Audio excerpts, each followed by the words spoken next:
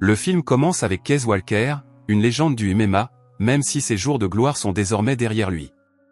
Il ne s'est pas laissé aller, au contraire, il continue à participer à des combats amateurs au Texas, où il montre ses talents comme jamais auparavant. Je plains presque ses adversaires. Après avoir dominé son adversaire au deuxième round, Keith montre sa frustration d'avoir dû gagner au point plutôt que par KO. Son entraîneur lui rappelle que personne ne voudra se battre contre lui s'il continue à mettre ses adversaires KO au premier round.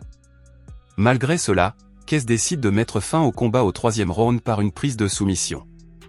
Après avoir été déclaré vainqueur, il donne à son adversaire quelques conseils pour l'aider à s'améliorer, mais cela ne le sauve pas de la frustration de son entraîneur, qui abandonne, fatigué que Keith désobéisse à ses ordres. À la sortie de l'arène, Keith tombe sur l'équipe du prochain combattant, dont Brody James, un vieil ami passionné d'arts martiaux mixtes.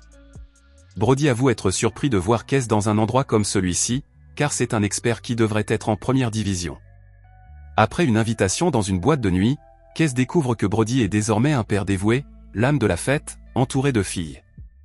Au milieu de cette mer d'admiration, seule Emma Cruz, sa nouvelle attachée de presse au PFC, semble immunisée contre le charme de Brody et se concentre sur ce qui compte vraiment, les contrats et les clauses.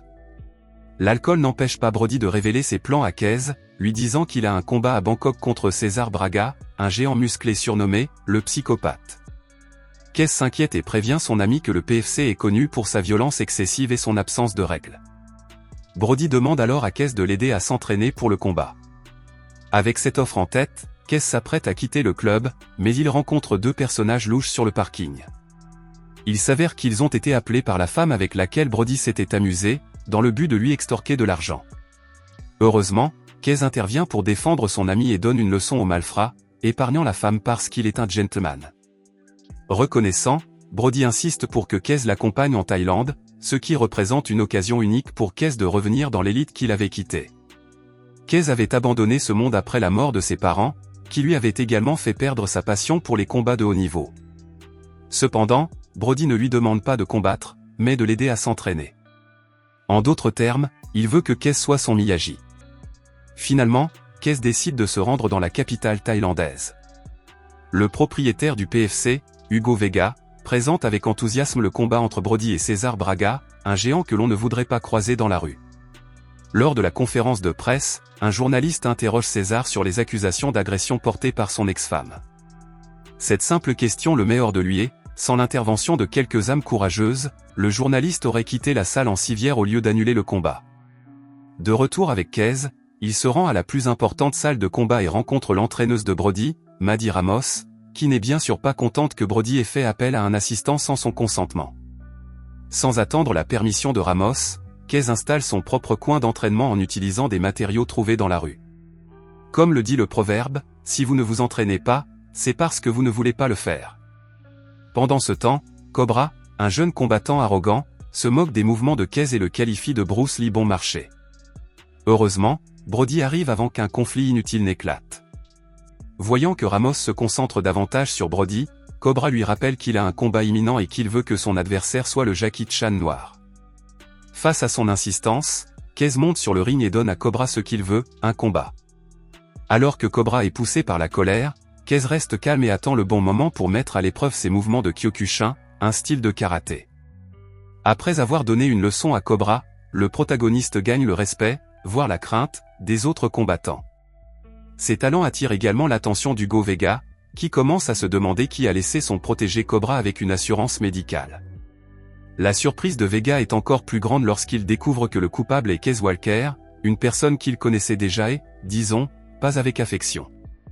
Sachant qu'il ne parviendra jamais à convaincre Keith de rejoindre son agence, Vega quitte la salle de sport. Le lendemain, une équipe de journalistes se présente à la salle de sport pour interviewer Brody et promouvoir son prochain combat contre César.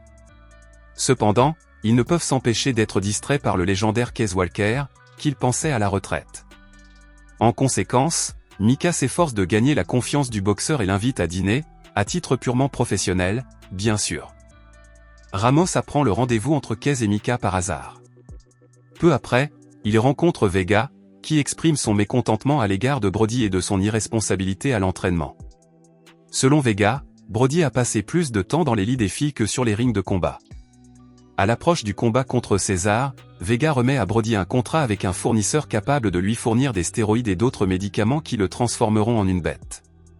De retour à la salle de sport, il découvre que Brody prend des pilules en cachette.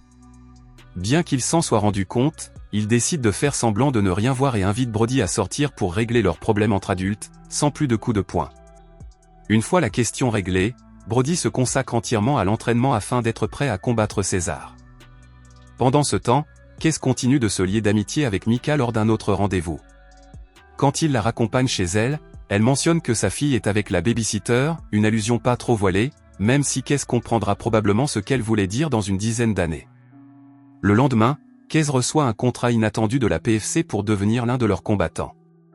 Tout est très formel, comme s'ils n'avaient pas compris que Kez n'était pas intéressé par leur jeu. Vega reçoit le contrat et une note de Kez qui le jette à la poubelle. Furieux, Vega demande à son assistant de creuser encore plus profondément dans le passé de Kez. Plus tard, Kez trouve les combattants dans la salle de sport en train de regarder une vidéo de lui attaquant un groupe de policiers. Il s'avère que ces policiers, plutôt racistes, avaient placé de la drogue dans son camping-car pour tenter de le piéger. Bien sûr, Kez ne s'est pas laissé abattre et leur a donné une raclée bien méritée. Cependant, il n'est pas ravi que la vidéo ait été rendue publique. D'autre part, Vega est frustré par la campagne promotionnelle pour le prochain combat. Alors que les fans acclament la férocité de César, Brody ne suscite guère de réaction. Vega en conclut donc que Kez doit prendre sa place sur le ring. Ce n'est pas un hasard si la vidéo de Kez contre la loi a été rendue publique. En conséquence, Kez reçoit de Vega une maison luxueuse, même s'il ne voulait pas l'accepter. Mika lui donne un peu de motivation.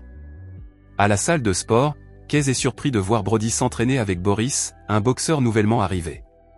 Kez et Ramos trouvent cela très suspect, et à juste titre, car Boris finit par blesser le genou de Brody, apparemment de manière intentionnelle.